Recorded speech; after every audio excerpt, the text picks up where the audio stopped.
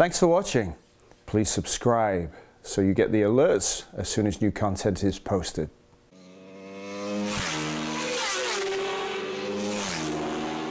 We thought we would give you a window into remote tuning with Dave. I did it recently from Miller Motorsports campus in Utah. This is my track day on my track bike. Dave could not accompany me. He refused. So Damn right. After the first couple sessions, my tires were warmed up, the track was warmed up. So it was after the second session, I think, I took some pictures and texted him. He was available. Now, if you schedule a remote tuning appointment, he will be available. And you can do it through texting or Skype or Email. One of those three. I happen to use text. And we're just going to show you how that process went. So I emailed him these first photos. Oh, and I had said that the Dunlops, these were Dunlops, some slicks, I don't know what compound. And we had them 35 front and 23 rear.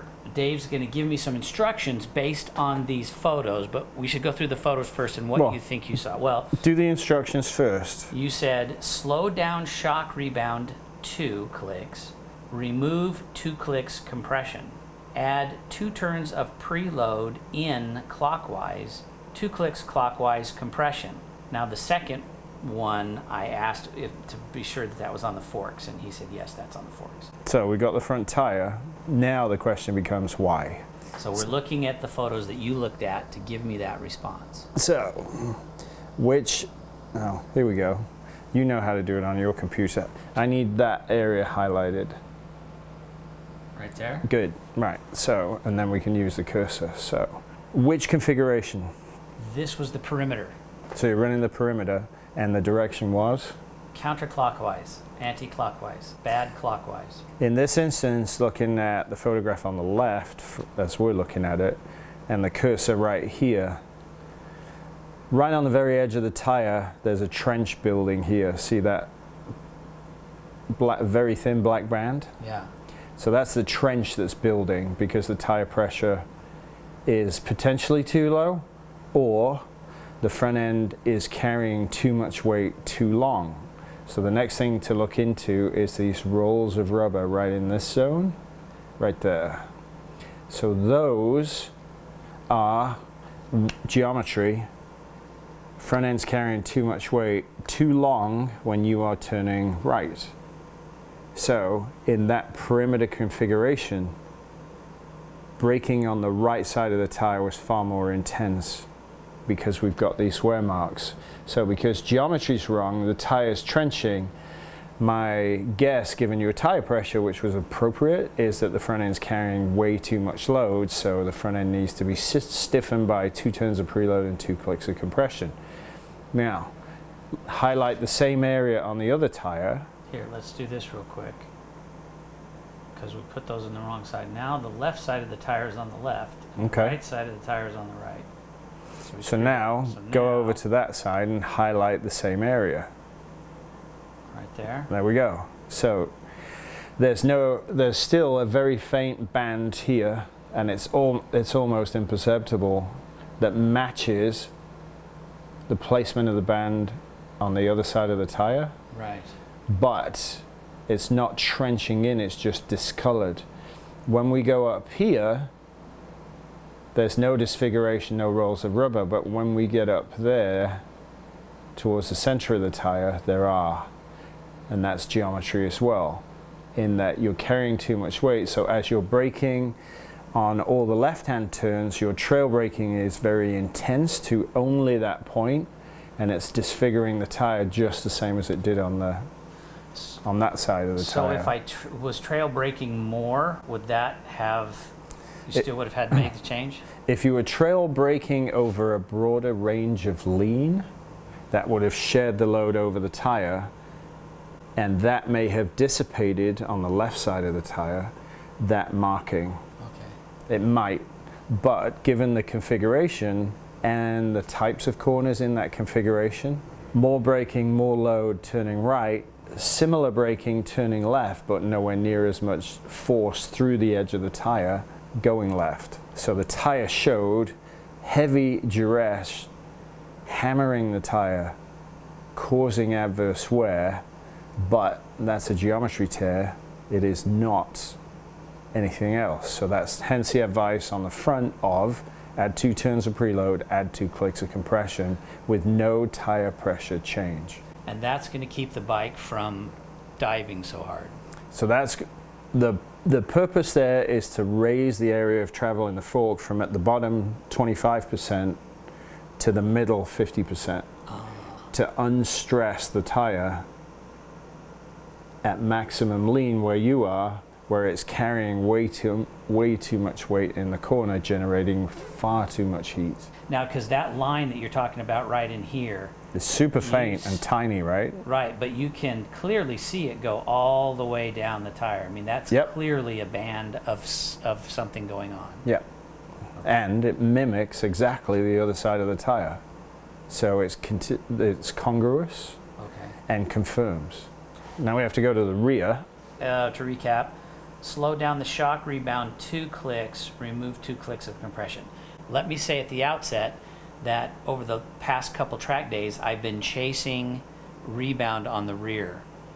I've had to go in many clicks on the rear rebound on that Nitron shock. Okay, so the first question there is, how old is the shock oil? Right. I mean, is it unknown? It's unknown. Okay, so it's unknown. I want to say it was in the 14 clicks out range, and then I just started turning it in. Like I did 5, and then this was over a couple of track days ago. So the shock oil is in dire need of service because you're almost closed. There you go. So the other part of that is you'll keep dialing it in, dialing it in, dialing it in. You're running the perimeter course, which is fast. The shock's going to sustain a ton of heat from the engine and movement. So that oil viscosity range, cold to hot, keeps stretching out and out and out. You've got to keep adding rebound to compensate for high duress in terms of shock movement mid-corner, and also the perimeter course is extremely quick. So you're going to sustain even more shock velocity, which is going to generate more heat in the oil. So on to the tires. Add rebound. You're going to tell me to add 2 more clicks. Yep. So the reason there, if we go ahead, highlight this zone right there. Hello, right there. Right, okay, so what we've got is a shelf building there. And this is super clean on the outside. So this is partial throttle through that zone where they're waving coming out. Right. And then this is full throttle from here out. So in this zone, if rebound's too fast, the shock's coming up. And with it coming up, what that means is robbing the tire of heat. So what we've got is where you're at partial throttle is a cold tear. But when you get to full throttle, where is approaching optimal? So on the left side of the tire, which is technically the slower side of the tire with partial throttle and partial brakes, that matches and coincides completely. So we need the other side of the tire to tell the truth of the story, which is the fast side of the tire. So we'll highlight the same area and just move it out left a tiny bit. Okay, so in this area where you're getting on the throttle, it's equally as broad as the other side of the tire, but the cold tear is nowhere near as deep. But the angle, the fanning, or the round shape of that, the curve to it, is extremely similar. The edge of the tire is identical here, right? So where you get on the throttle is equally as broad an area, and then it smooths out to perfect wear right out here. So again, when you're picking up the throttle, shock travels high, it's not sustaining heat in the tire. So adding rebound and slowing that shock down will keep it in a lower portion of travel, and removing compression will also sit it down. The purpose there is sustained heat, not heat robbed by the shock extending. So while with removing the compression, that allows it to go deeper, and then adding the rebound doesn't let it come back from that so fast to keep the heat in the tire. Am I getting that right? Yes, and the goal is to put the shock in the middle 50% of its travel. So now we can guarantee it's not up Oh. and it's not sitting down, overheating the tire either way. We've got a cold tear, rebounds too fast, robbing it of temperature. So the goal with that first adjustment is front end's hammered, torturing the tire, rear end's high. Ooh, wait a minute, if the front's riding too low, the rear's riding high as well, right? Yeah. So that's going to exacerbate the fast rebound of that and add to the front. So now I'm trying to stiffen the front, get more compression out, get the compression in to bring the front up. We want to bring the back down in travel, and then we're going to get somewhat balanced and sustained heat in the front and rear tire. That's the goal. I think I gave you also at some point a shot of the zip tie. Do you have Right. anything to say about the zip tie? So in terms of fork travel, you have no dust cover. Right. You're There- smashing bottom right there. On the 1000. Mm-hmm. GSXR 1000. With no dust 2007. cover, so your bottom out travel is going to be way above the axle casting Right. because there's no dust cover to push it further down. And this bike with the dust cover on, it goes to the axle casting is bottom. No, Nope, it's it does not. It goes 7 millimeters up from the casting. okay. And you are there probably 20 millimeters from the axle casting. So as you're bottoming out, what does it do to the tire? Squishes, smashes the tire because that's the only Hence thing the left. band and the overheat and the tear. Right. Irrespective of the fork picture, I already know what's going on with the chassis and how to bring the chassis back to flat or flatter to more neutral to kind of, in an attempt to stabilize and sustain heat in the carcass. So the next band of pictures, well, there's the zip tie. So let's focus on that. You can see, put the cursor there, there's your bottom out where you've repeatedly hammered it because it's dirty and it's perfectly clean to see. So now we're way above bottom out. By probably looking at that, I'm going to guess 10 to 15 millimeters, Okay. which then doesn't force the tire into the ground and hammer on it. So the 2 tunes of preload and compression gave you back, or you lost that much travel, which unweighted the front tire from the geometry tear. We're doing all of this with settings versus altering the geometry by dropping the forks and the triple clamps or raising. Yeah, because it's too much work. Use the settings to give you an idea of the direction that you want to go. And if we start running out of settings and things don't change very much, now we have to do the difficult stuff. We have to change geometry. Okay. So mimicking setting changes, stiffening, softening, is effectively a geometry change by a couple of millimeters. But that is so much work to do in between sessions. If you miss one bolt and the handlebar comes loose, it's disastrous. So generally geometry changes are done either before you arrive or at lunchtime when you've got downtime and you can focus on the task at hand. So you'll always use settings to give you a pathway to, do I need to go there? Okay. These are from the changes I suggested. Right. Go ahead and highlight the box there, close to the edge of the tire. Right, so let go. Black band, minimal. Right. Liquid rubber on the geometry tear, significantly reduced.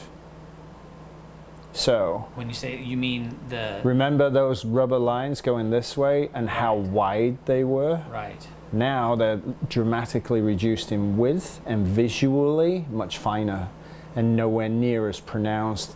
Each roll was very clearly visible.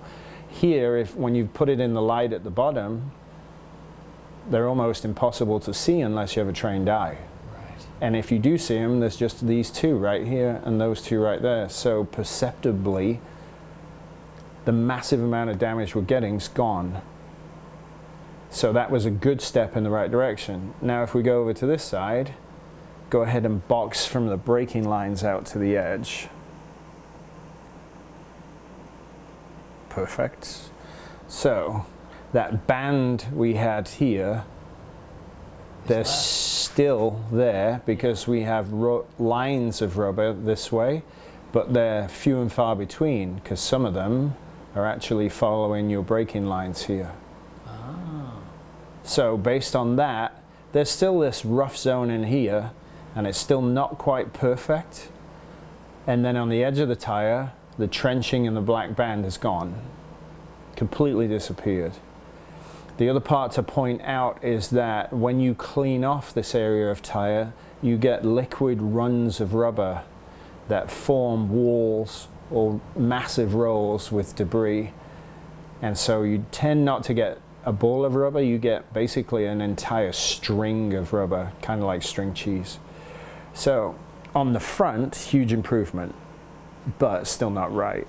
Okay, and then, so your comment was, raise the front tire by 2 psi off the warmers, no other changes. Yep, because tire wear overall, visually, is massively better. So now... So it's not perfect yet, but Nope. those changes made an improvement to tell you that improvement is going to continue on through the next session. Right, It's going to continue to clean up. Right.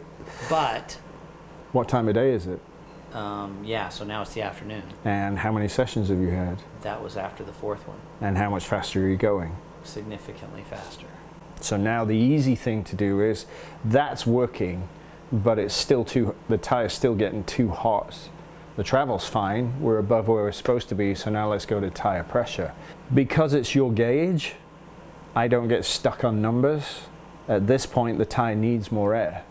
Okay, so it needs more air. Rather than saying, you know, putting in your gauge and saying, knowing whether it's 32 psi and therefore you should go to 34, that's not the point. The point is clearly it needs 2 regardless of what the gauge says. The gauge isn't going to be that wrong. But so many people get stuck on a gauge for numbers. Right. Oh my God, it's 40 psi. I'm gonna die. Stop. Your gauge isn't somebody else's gauge, isn't somebody else's gauge. Get over it. In this instance, this is what the tire demands. Answer the tire's request. Forget the number. Now, if you use your own gauge all the time, now you've got to look at, I have a morning pressure and a morning setting, and then I have an afternoon pressure and an afternoon setting, because in those 2 times of the day, I'm riding differently. Right, rear. So right into there. There we go. Do you see a trench anywhere? No. On these cold tear lines, do you see very deep areas of wear like we did before? No. Okay. Do you see any difference here from partial throttle to full throttle? Almost none, no. Right, so the tire got the sustained heat we were looking for to stop that shelf embedding and going up from the cold tear. So the cold tear will leave a narrow spot here where it actually drops into the carcass and then moves across. So as far as the left side of the tire is concerned, which is the cold side of the tire cleaned itself off.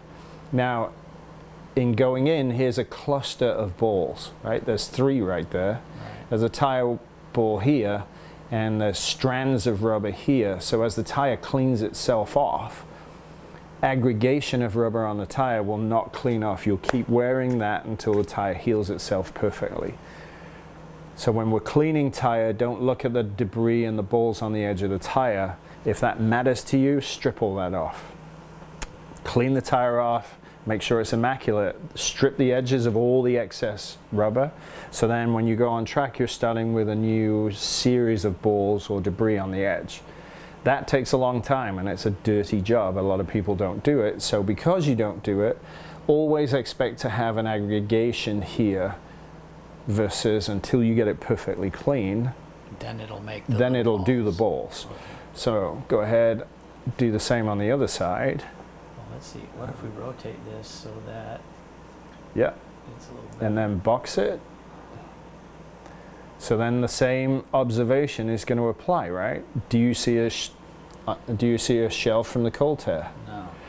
Is the dark shadows here from the cold tear as they run across the tire?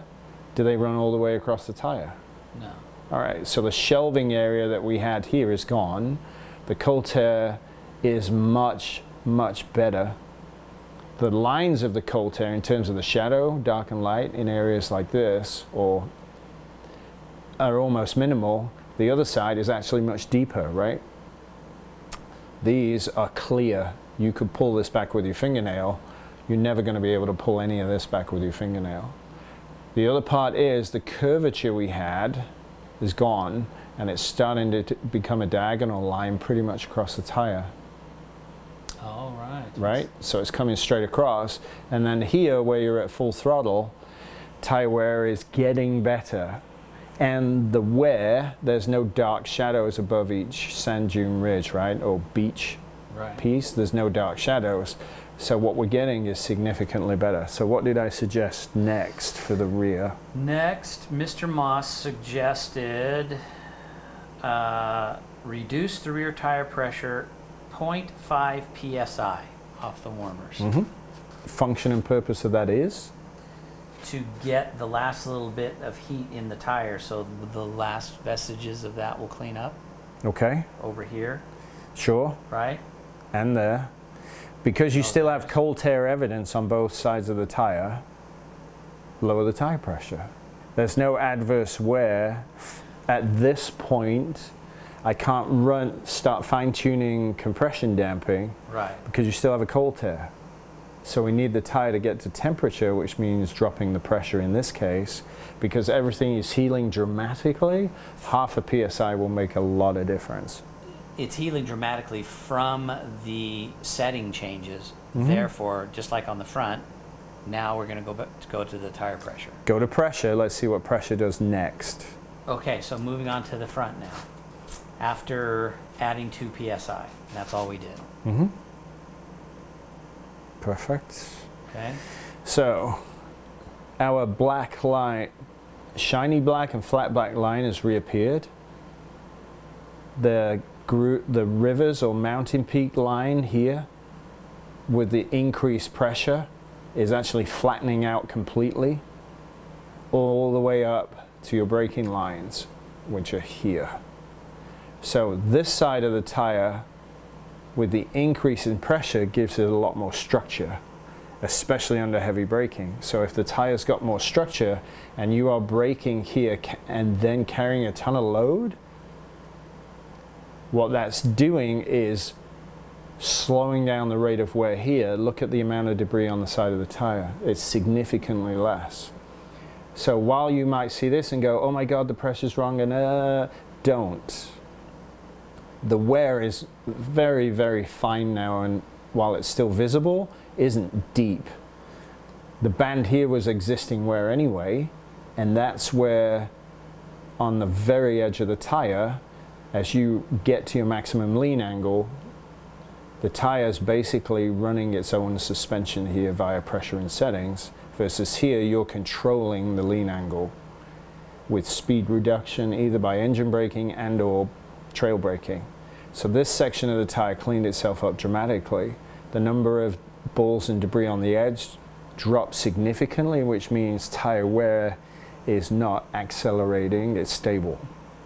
So if we go to the other side of the tire, do the same thing,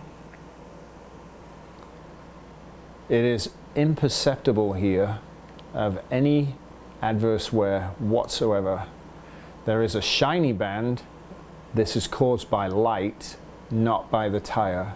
But this band here is where you're now running control of the tire right to the edge on the left side where you weren't before. Braking lines here are fine. There's no issue there. So all the cleanup you did here now by running the tire to the edge is built up in these strands or branches or strings of rubber, which is still cleanup. So the pressure change in the front gave you better structure, better braking stability, optimized tire temperature, and gave the tire structure to cope with the stress you're putting it under. What you said to do, based on these pictures, was to add one more turn of preload to the forks. Now, if we're suffering from geometry, and on the left side of the tire, that's pretty clear, right? Right here, we still have that geometry wear. Adding a turn of preload raises the front end. So the goal there is to try and smooth out that pattern, because it's only a small adjustment, because the other side of the tire is perfect. Oh, So we need a very slight adjustment here because we're almost dead on perfect, but it's not right. So a turn of preload will raise our travel, mimicking a geometry change to lessen the consistent load on the front tire, so that when you choose to load it, you load it. Versus the settings we have now in the travel zone we're using, it is loading the tire. Ah, Okay, versus loading it when you're doing it with your braking. exactly. Okay, and the rear. Okay. All right, so where you were applying the throttle, which is very close to the edge of the tire, that cold tear, all those dark shadows are pretty much gone completely. Sandy beach now, when you get to half to full throttle, is perfectly present. So the change we made really made a difference in heating the tire and sustaining the heat, because the cold tearing is literally disappearing. We're not getting any strings of rubber on the edge of the tire. We're now starting to get unique balls versus clusters. There's twins right there. But more or less each ball is unique now, and we don't have massive amounts of string debris on the edges.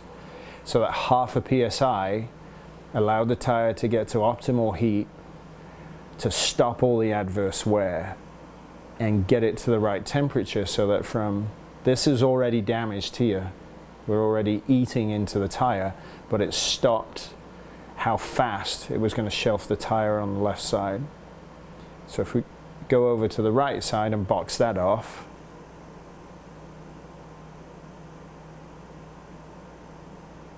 we still have string on the edges, but nowhere near as much. That's triplets. That's unique, that's unique, that's unique below it. The shadows from the cold tear are gone. The lines coming across the tire now are diagonal. And again, that sandy beach here towards where you're off partial throttle in this area here is perfect.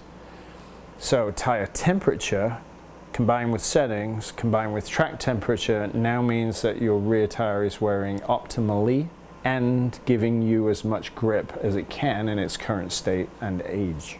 Because these are fairly worn out tires. Most definitely. This was their last hurrah. It was. So what did I say to do for the next session? Yeah. You said rear is good. Mm-hmm. I'm quite happy with that. But like I said, the front is still carrying that little bit too much weight. So if that does when you're braking, what does that do to the rear? Lifts it up. Starts starving it of heat. So if we can get the front where it needs to be, so the chassis is balanced, so that when you brake it doesn't go too deep and start robbing the rear of heat. If I can get the front now to respond appropriately and not do what it wants, then we should get even more heat in the rear tire, which means the sandy beach should extend itself and the wear should become much better. Okay. Now we have pictures of after the day was over. I had one more session after this. Let me go ahead and be a spoiler.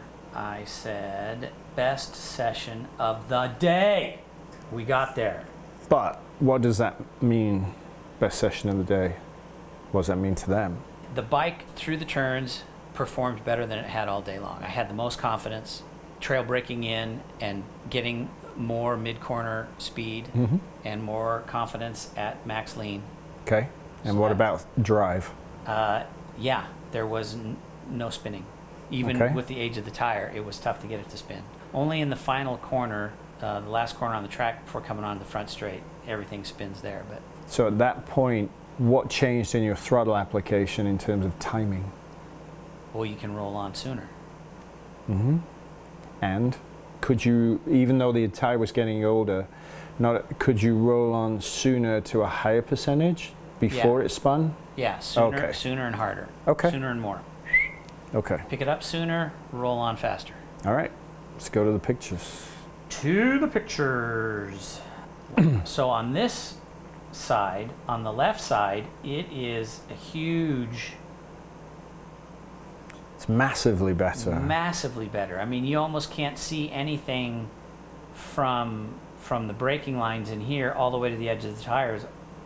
identical all the way through. The other part is the tire pressure still isn't quite there, so your braking lines are slightly diagonal. Oh, okay. And they vary in width. So if we go above the square, see how they come down and then go out? Oh. So tire pressure on you're saying you could still have had another pound of pressure in the front, because those braking lines must be perpendicular to the circumference of the tire. They cannot be angled. And when they angle up, right, this way, the tire's doing this. So tire pressure and or settings, maybe rebound was just not quite perfect, right, because we don't have a core hole to look at for comet tails. But when the braking lines creep up to you, that says the tire is almost right, but it's just a little bit too hot. If you go to the other side, which is the slow side, compression's too stiff. It's really shiny black here. That band here, which was already there and damage put into the tire, is not getting any worse, and this area of the tire here is got rolls of rubber in it. So this side of the tire is still getting hot and a little bit too hot, but because you're not getting to the edge of the tire, you're only getting to here, or just above that black line, it can't clean itself off, hence all this icky debris all over the place here. So when you eventually do get to the edge, you scrub all that debris to the edge, and we're still clean, effectively we're still cleaning there. So here, because there's rolls of rubber, this is still getting too hot.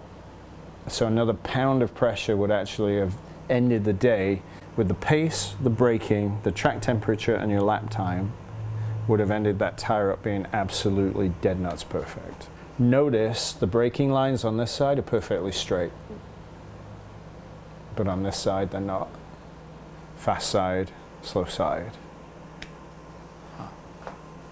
Because the right side is the fast side of the tire, where you're doing much more braking. Look at the width of the braking lines. Wait. Your braking lines are very narrow there, right? Look at the width on them on the other side. Right. Okay, wait. What is it, 3 times the width? The braking lines over here? Yeah. Yeah. So you're torturing the carcass on the right side, coming in braking, carrying way more speed and braking harder. The cold side of the tire on the braking side shows it's optimal. It's perfect. But that doesn't matter. Because the track is a counterclockwise track, which you immediately assume the left side of the tire is the fast side of the tire, because that's the direction.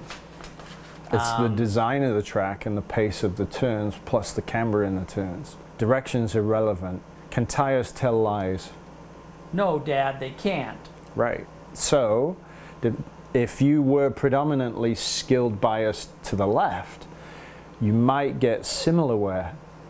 Very similar versus the dissimilar wear we're getting here with you.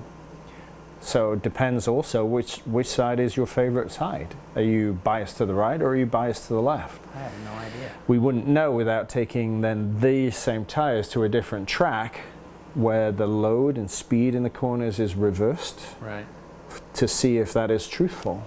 Do you need to work on your left side versus your right, or is it the track that's causing that? So the thing for you to ponder next time is, with that configuration, when you're going left, is it stop-start versus, or is it slower in and gradually in versus high speed in, high speed mid-corner? There's lots of ways to see how a track's designed, right, to make you conform to those designs based on design of turn and camber of turn and speed of entry. While this doesn't say get to work on your left hand turns at all, it's good to look at it and go, okay, given the nature of the track, is the track forcing me to behave this way on lefts, or is it me?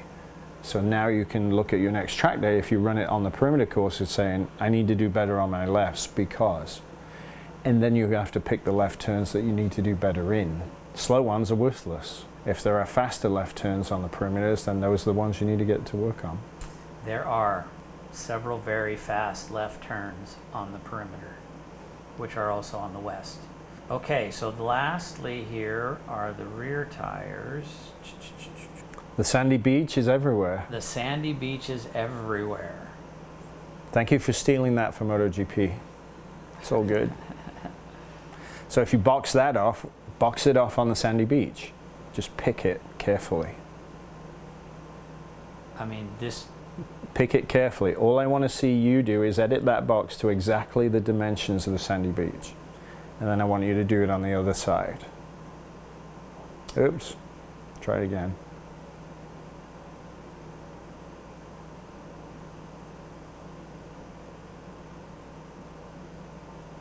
Right there. So. There, it's damn near identical. Hmm? Regardless of fast corner, slow corner. Exactly. So what that tells me, and what the tire already told me ages ago, is that you're on the gas early on the edge of the tire. So you are a rear biased rider on 1000 with point and shoot. So if that's the case, then the front tire, all that adverse wear was created by geometry and poor settings that didn't match your riding style and ability. But as far as the rear tire goes, when we started with a disaster, we've now got it perfect on both sides of the tire. The graining is super fine. The ripples in the beach are clear but not very deep because they don't have a shadow. And that fineness and evenness in graining on both sides here being exactly the same and almost straight, right? Almost straight means we got your skills, the tire pressure, the rear geometry, and the settings for the track temperature dead on for that last session.